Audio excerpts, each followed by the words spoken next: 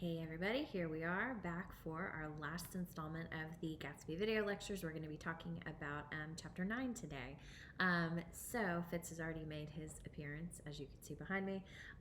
So we ended chapter 8, of course, with Gatsby's death. And so chapter 9 immediately picks up with the aftermath of that. And it starts out actually with a lot of the practicalities of that aftermath. Including like the public story that is told about what has happened to Gatsby because he was a public figure. Nick is really afraid that the affair with Myrtle is going to come out with Tom, and that's going to hurt, of course, Tom and Daisy and everything like that. And they even call Myrtle's sister Catherine, remember from way back in chapter 2. And so Nick is afraid that she's going to, tell the story, but says that, she manages to kind of keep it quiet. She swears that she didn't know Gatsby, which is true, right? Because the affair that they're all worried about is not between, Gatsby and Myrtle. The affair was between Gatsby and Tom. So all of that, of course, is hushed up. We're not surprised because, we have our privileged people, the Buchanans who are able to kind of escape all of that kind of responsibility and censure. And so what the story ends up being, Gatsby tells us, is that Wilson is reduced to a man deranged by grief in order that the case might remain in its simplest form, and it rested there. So Nick says that's kind of what the public believes has happened to Gatsby, is that he's been shot by a man, George Wilson, who's deranged by grief. And so all of the other like messiness and awkwardness is kind of pushed under the rug. And that's one of the things that we're going to see as a major theme for this particular chapter. So once that's taken care of, the other thing that Nick finds himself consumed with are like the practical kind of affairs of Gatsby's death itself, right? He says, every surmise about him and every practical question was referred to me. At first, I was surprised and confused. And he says, but it grew upon me that I was responsible because no one else was interested, right? So Nick says that no one else is interested, and he clarifies that, right? Because plenty of people are interested in Gatsby's death. We see all the reporters and all the people there. But he said, interested, I mean, with that intense personal interest to which everyone has some vague right at the end. Somebody who is interested in Gatsby as a person, right? That personal interest, not just interested in Gatsby as this kind of circus show, right? Or this entertainment to be consumed. And so Nick says, I'm the person who, or I'm the relationship he has, who sees him as a person rather than as a show to be consumed, right? Or a party to go to. And so Nick becomes the person who is in charge of all of this. And one of the first things that Nick does in this kind of capacity is he tries to contact people to tell them about Gatsby's death and to try to get them to come to his funeral. And so I want to go through really quickly the people that Nick contacts in order to kind of see their reactions, because it's very interesting. So the people that Nick works to get in touch with, kind of in order, through the start of this chapter, he of course starts with Daisy. He says, I called up Daisy half an hour after we found him, called her instinctually and without hesitation, right? So she is literally the first person he thinks to call. But it says she and Tom had gone away and taken baggage with them and left no address. So Daisy basically just nopes right out of there. She's like, I am done. I am finished. She and Tom are gone. So she is kind of in the wind and unable to be contacted. The second thing that Nick tries to do is look through, he tries to look through Gatsby's desk to get contact information for Gatsby's parents. He says, but there was nothing there. The only thing, of course, was the picture of Dan Cody like staring down from the wall. So that's also a dead end. Nick also tries to get in touch with Myra Wolfsheim, and he tries on more than one occasion to get in touch with Myra Wolfsheim. He says that the butler is able to give him his office address on Broadway. He called information, but no one answered the phone, and in fact, he tries to call them 3 different times, and the phone isn't answered, and information stops connecting him. He says that he's cut off by this impersonal voice basically saying, you can't get through to them right now. So the next day, Nick sends the butler to New York with a letter, and does finally get a response from Wolfsheim, but it is not the response that he wants. It's a letter, and basically what it says is, I cannot come down right now as I am tied up in some very important business and cannot get mixed up in this thing now. And Nick's like, get mixed up in this thing? What is there to be mixed up in? Well, he finds out because the next contact is actually not a contact that Nick initiates. It's a contact that Nick receives. He receives a phone call from this man named Slagle. And what we see as Slagle starts talking is that he's trying to get in touch with Gatsby. And he's trying to tell Gatsby about the fact that one of their little operatives, young Park, has been picked up for whatever shady business is happening with the bonds that he's dealing with. And as soon as Nick says, this isn't Mr. Gatsby, Mr. Gatsby's dead, it says there was a long silence followed by an exclamation and then a quick squawk as the connection was broken. So we have that reminder of, Gatsby's business dealings. And then around this time, Nick says he can kind of hear Gatsby in his own brain saying, look here, old sport, you've got to get somebody for me. You've got to try hard. I can't go through this alone. And so, of course, there's the irony there that, Gatsby can't speak to Nick because he's dead. And also this idea that, like, I can't go through this alone. Well, who really can't go through this alone? Is that Gatsby or is that Nick? So we have to think about kind of Nick's motivations here. Finally, there is a response. There is somebody who gets in touch with Nick. It's a telegram, and it says on the third day, a telegram signed Henry C. Gatz arrived from a town in Minnesota. And so, of course, we know that's Gatsby's father. The other thing I want to point out there, just there's this like little tiny casual thing. The third day, there's this resurrection, right? This Christ reference here, this resurrection of hope, that somebody does care about Gatsby in the same way that Nick does. And so the next thing that we are going to be talking about is Gatsby's father. The next person that we see, of course, is Gatsby's father. And so I want to talk kind of about who he is and about the naming that happens in this section of the text when we're thinking about Gatsby. Because, of course, this man is not named Gatsby, right? His name is Henry C. Gatz. And so we have Nick trying to make him comfortable in this house where he's clearly not comfortable because he's not. Remember, he's one of these farmers from Minnesota that Gatsby's run away from. And so Nick is trying to make him comfortable in this huge house and trying to console him because his son is dead. And so he's telling him, I've made these arrangements for the funerals, or for the funeral. And he tells Gatsby's father, well, I didn't know what you wanted, Mr. Gatsby. And he replies, Gatz is my name. He corrects him. And so it's interesting too, because after that, Mr. Gatz asks, basically like, where is Jimmy? I'd like to see Jimmy again. And so what we need to think about is that, we have this character, Jay Gatsby, who in his death, here becomes Jimmy Gatz again. And this is interesting, especially in connection with our last chapter, chapter 8, when it talks about how Gatsby feels, or Nick feels like Gatsby's identity had broken up like glass, remember, against Tom's hard malice.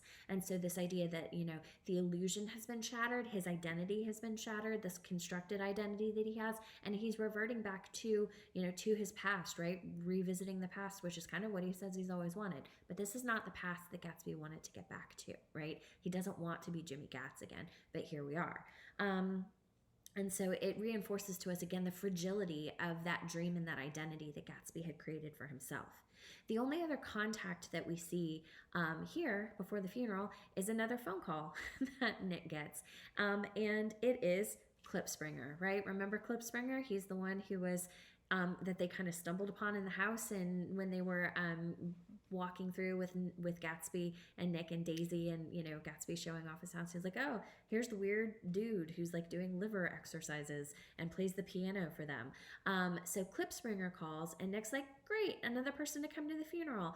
But he is incorrect, because all Klipspringer wants are his tennis shoes, right? And so it really speaks to the way that people took advantage of Gatsby and took advantage of his hospitality and took advantage of, the way that he opened himself up, and the way that he was available to people, right? So they don't reciprocate that same openness. And so we have, Nick who gets angry and hangs up on Klipspringer. And so as Nick continues to be frustrated by people who are refusing to, to honor Gatsby in the way that he thinks that Gatsby should be honored, Nick actually goes down, he says, the morning of the funeral to see Wolfsheim, right? Like, he is called, he sent the letter, he's gotten the reply, and Nick's like, that's not good enough.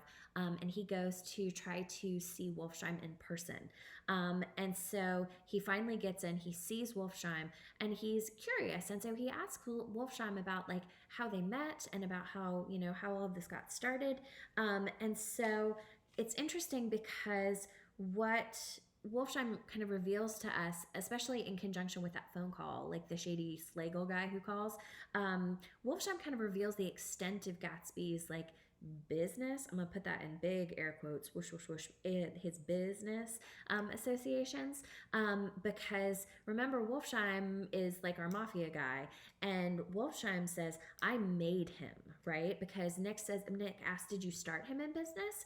And Wolfsheim says, start him, I made him. And he goes on to say, I raised him up out of nothing. I saw right away he was a fine appearing, gentlemanly young man, and when he told me he was an Oxford man, I knew I could use him good, right? So while we've been thinking of Gatsby as like kind of manipulating things and pulling the strings and creating this identity for himself, we have to think about how Meyer Wolfsheim is kind of thinking the same thing, right? He thinks that he's manipulating Gatsby. He says, I've made him in business. I knew that I could use him in a lot of ways as his like respectable front. So, he says he puts him in the American Legion and everything like that. The long and the short of it, though, is that Wolfsheim just flat out refuses to attend the funeral. He refuses to attend Gatsby's funeral. He says, I can't get mixed up in it. And so, it's this idea that he can't let himself, be seen. He can't let himself be associated with Gatsby. That kind of blows his own cover, his own constructed identity that he's got going on. And so he ends up kind of saying to Nick, like these are kind of his closing thoughts. He says, let us learn to show our friendship for a man when he is alive and not after he is dead. After that, my own rule is to let everything alone.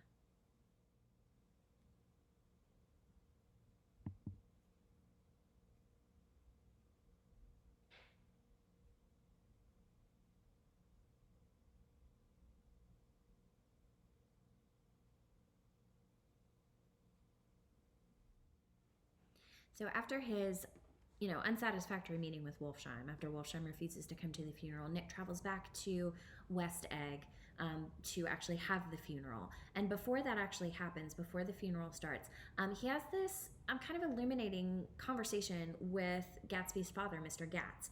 And so just as we had this evidence, right? Remember the medal and the picture of Gatsby at Oxford, kind of way back at the beginning of the book. Now we have, kind of similar evidence that's coming back into play here, right? Except in this case, it's almost evidence of Gatsby's past life. And so we have Mr. Gats, who is carrying around a picture of Gatsby's house, right? Like the house that he's currently in. And it's interesting because Nick describes the photograph as cracked in the corners and dirty with many hands. He says he had shown it so often that I think it was more real to him than the house itself, right? So it's like the picture is easier to believe than actually the reality of being in the house. And then we also have Mr. Gats, and this is so sad. He brought along one of Gatsby's old books that he had written kind of this list in, this schedule. And so it says that he, all of these resolutions that he had made to get ahead in life and to improve himself. And his father says, I came across this book by accident. It just shows you, doesn't it? Jimmy was bound to get ahead.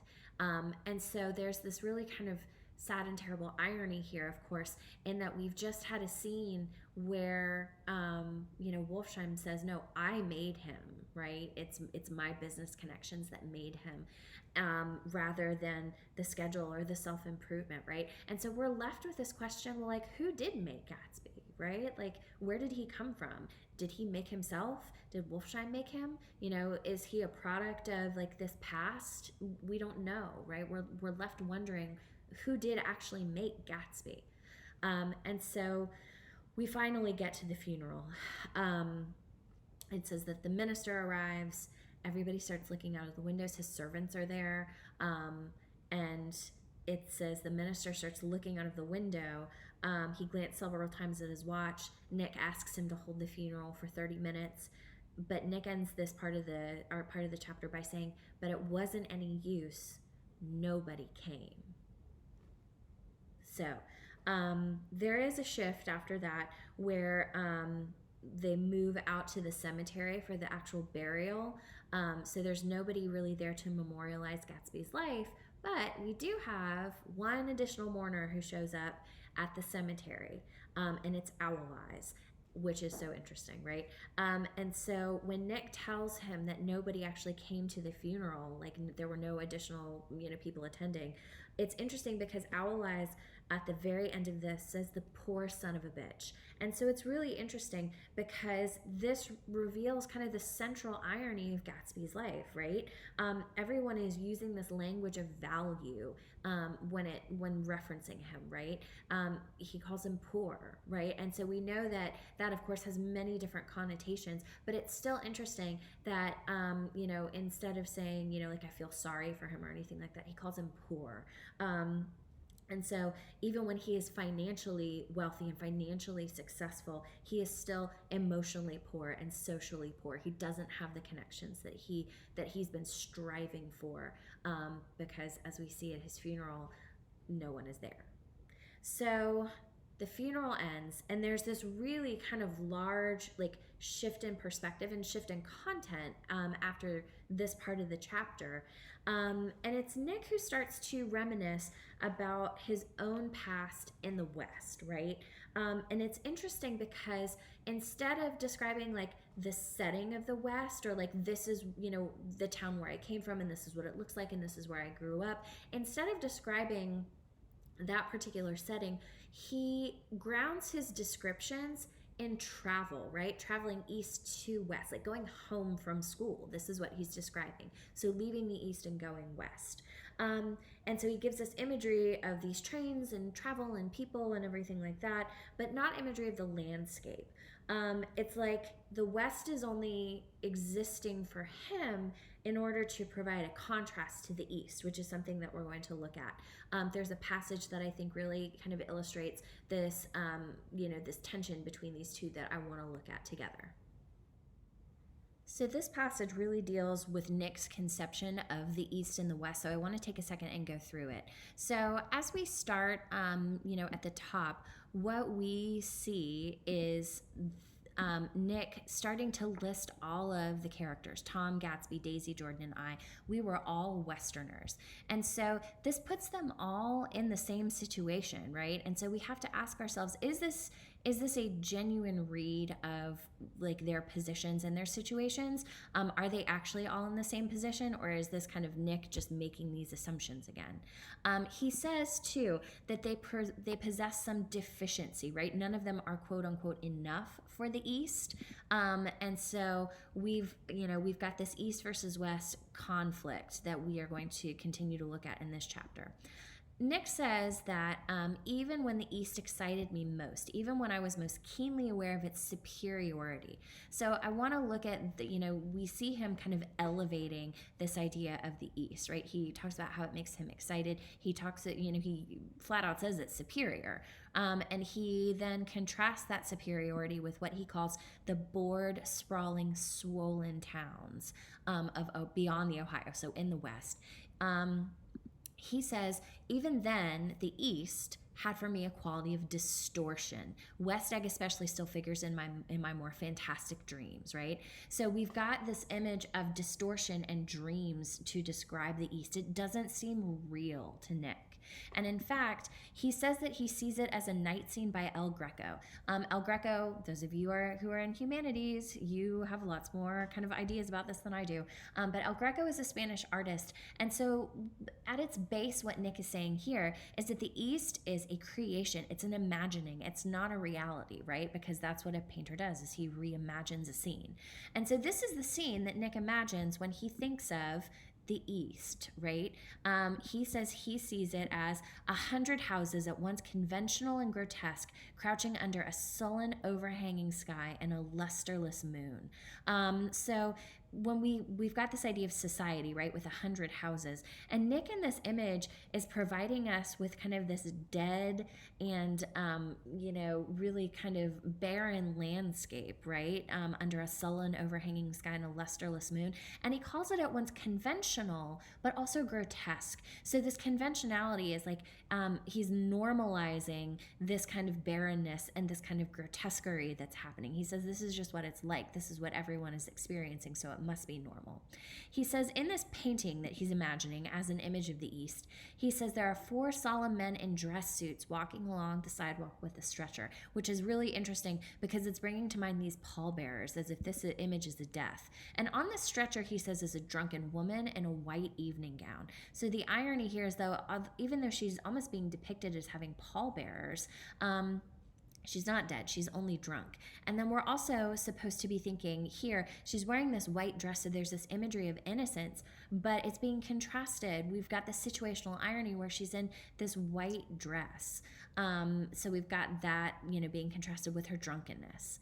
It says her hand, which dangles over the side, sparkles cold with jewels. And so we've got jewels to connote the wealth that we see here, and also the lack of consequences that this woman will face for her behavior, which should sound very familiar.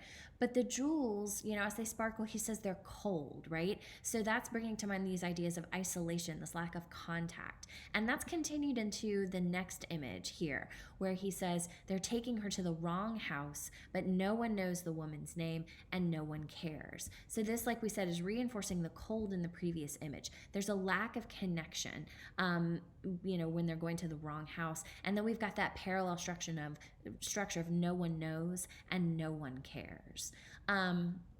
And so it's interesting, too, because he goes back and repeats this word distorted, right? He said, after Gatsby's death, the East was haunted for me like that, distorted beyond my eyes' power of correction. So it shows Nick's inability to, quote unquote, see the East as he used to. He's unable to engage with it in the same way because he feels like his eyes, have been open to, kind of the fact that it's all off kilter. It's all tweaked at an angle. Nothing is correct or straight or right here. So after Nick goes through that whole thing about how he is no longer able to see the East in the same way that he did before, he makes the decision to move back. He says, I decided to come back home, meaning go back to the West where he's from. But before he does, he has kind of 2 people that he has to see before all of this can be wrapped up. And the first is Jordan. And so in this section, when Nick talks to Jordan, he is a terrible self-righteous jerk. And so let's talk about the ways that Nick lies to himself in this particular section. So he says that he's there because he wants, it's an awkward, unpleasant thing that perhaps had better been let alone. He says, but I wanted to leave things in order and not just trust that obliging an indifferent sea to sweep my refuse away. So he's saying, I felt like I needed to take responsibility for this. But we need to remember that this is, kind of months after Gatsby's death, or at least weeks, that he's just kind of let this kind of float around in the air. He's basically ghosted Jordan. And now he says, okay, well, now I'll come back and see her.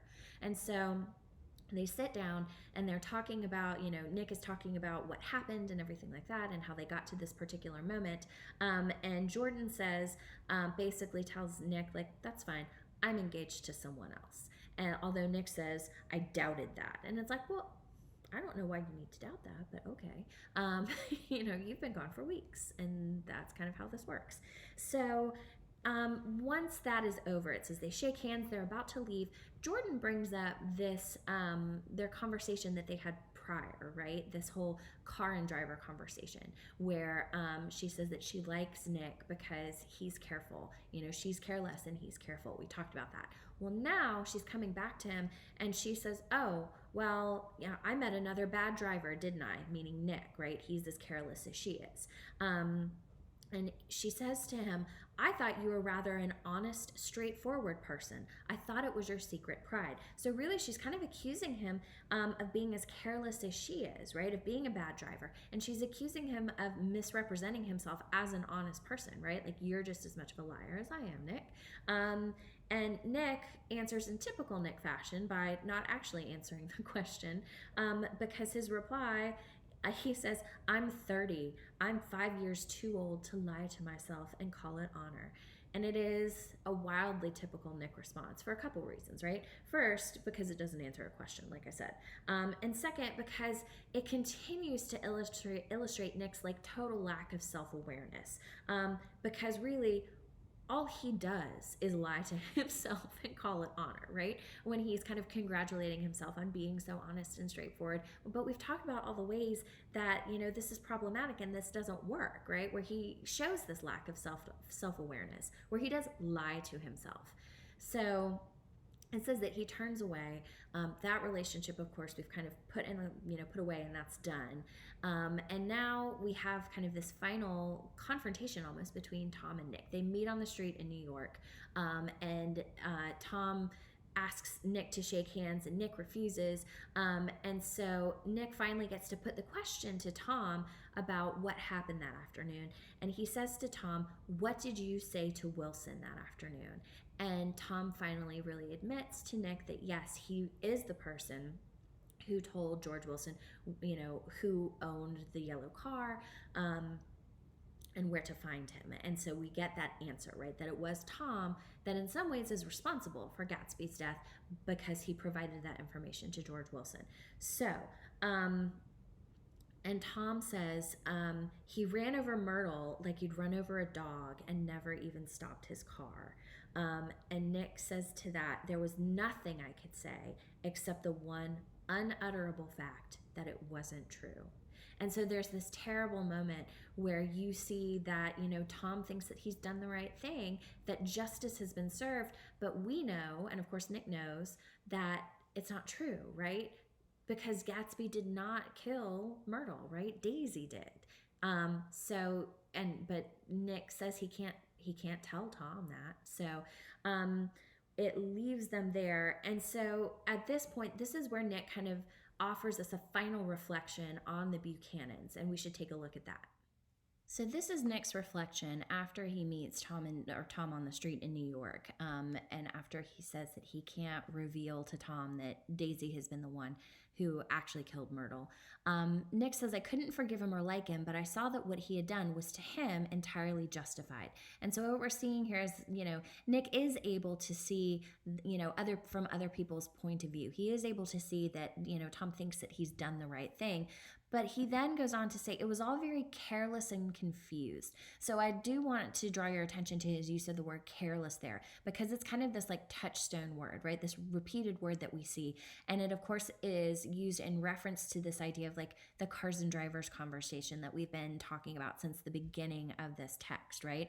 And so we get this repetition. They were careless people, Tom and Daisy. And so that repetition, again, emphasizes their essential lack of empathy. And Nick goes on to describe this. He says, they smashed up things and people. So there's this destruction that we see there that happens. And Nick, by saying things and people, things and creatures, he's showing us that the audience, he was making sure that we know that there's destruction of both kinds, like physical and emotional. And it says after this destruction happens, Tom and Daisy retreat back into, so they're leaving the wreckage that they've caused, they're retreating. And it lists where they retreat to, right? Their money, or their vast carelessness, or whatever it was that kept them together. And that whatever is really interesting, because by saying that, Nick is showing I don't understand this, right? And so by saying I don't understand this, he's separating himself from Tom and Daisy by saying he doesn't know or understand them or their motivations.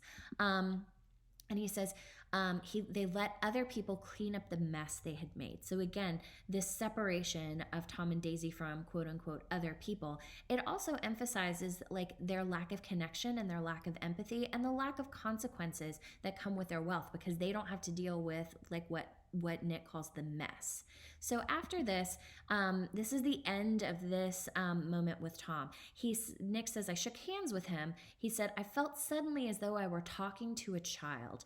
And this is really interesting because for the first time, Tom is diminished, right? We've talked a lot about how Tom gets his power through this physicality. And now we have Nick comparing him to a child, right? So he's become less. And there's this feeling of superiority that we see that Nick has by, he knows more about what's happened. And so he feels superior to Tom. And so at the end of this, it says, Tom goes into the jewelry store and it says to buy a pearl necklace or perhaps only a pair of cuff buttons. And so it's reinforcing, of course, this wealth because he's buying jewelry and this lack of empathy because he's leaving this confrontation and immediately going to kind of try to exercise the power that he has left, which is this financial power. But what's interesting is this like kind of throwaway line where he says perhaps only a pair of cuff buttons. But this is a callback to Wolfsheim, right? And his human molar cufflinks. Like that's not a casual or like a reference that Fitzgerald is putting in there that we're like, oh, wait, no, that is purposeful. Because what Fitzgerald is trying to show us here is that in many, many ways, Tom is no better than Wolfsheim in Nick's estimation. Just like Wolfsheim, Tom is a shady gangster who is trading on his wealth, right? Who is not a good person. And so he says it doesn't matter whether your wealth comes from this like inherited wealth or whether your wealth comes from this kind of like mobster kind of business connection thing. He says it doesn't matter. That doesn't make one of them better than the other. And so what we have here at the end, and Nick says that Tom was rid of my provincial squeamishness forever. And so it's this separation Nick is creating of himself from Tom. He's basically saying that Tom is all wealth and high social status and immorality. And Nick is provincial, right? He's from the country. He's not cultured or from high society. He's not part of the privileged class. And because of that, he is uncomfortable or squeamish. He's not okay with Tom's casual dismissal of all of this death and destruction that he has been a part of. Nick provides us at the end of this book with kind of his final reflection on the night before he leaves to move back to the West. And so he goes back to Gatsby's house. And so it's, of course, in direct contrast to all of like the party scenes that we've seen before because he's by himself. The lights are out, everything is quiet. And he looks out across the bay. There's this interesting moment before he sits down to do this. It says, on the white steps, an obscene word scrawled by some boy with a piece of brick stood out clearly in the moonlight, and I erased it. And so we have, these steps, which have become kind of really this, in some ways, this metaphor for Gatsby, right? Because he's always standing on them. He's always by himself. Nick is always leaving him alone on these steps. And of course, they're white. So again, this idea of like innocence that we've been talking about, or like the purity of ideals. And so across these white steps, there's this obscene word, right? So it's like Gatsby himself in some ways has been defaced. And so Nick says he erases the word. And so in this way, he's erasing the obscene word, and that works symbolically, almost as a metaphor for this text, right? Like he's using this text to, in some ways, preserve Gatsby's memory, right? To erase the obscenity of, and the vulgarity of Gatsby's life, and kind of enshrine it as this like, in some ways, this perfection, right? Like to preserve the perfection of Gatsby's dream, even just within the text. So that being said, Nick sits down and looks out across the bay, and it says that he is kind of reflecting on this idea of like the new world, right? And all the explorers that have come to America. And so he says that these explorers are face to face for the last time in history with something commensurate to his capacity for wonder. So this idea that these discoverers are looking at this undiscovered and untouched place, right? The green breast of the new world. So of course it's green because everything is green.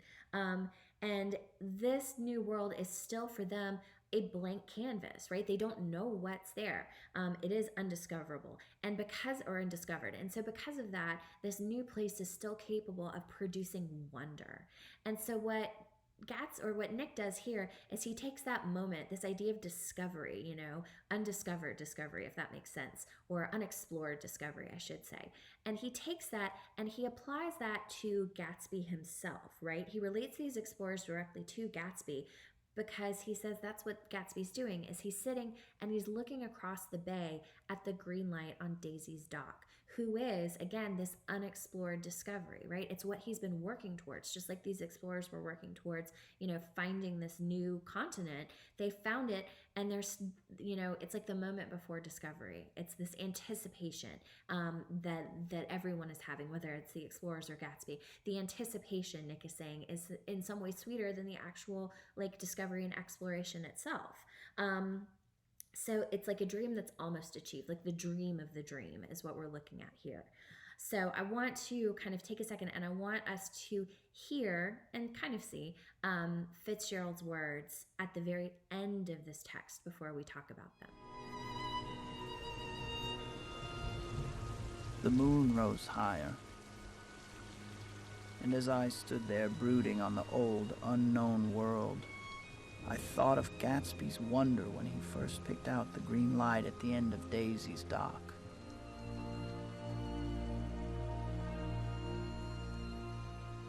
He had come such a long way, and his dream must have seemed so close that he could hardly fail to grasp it.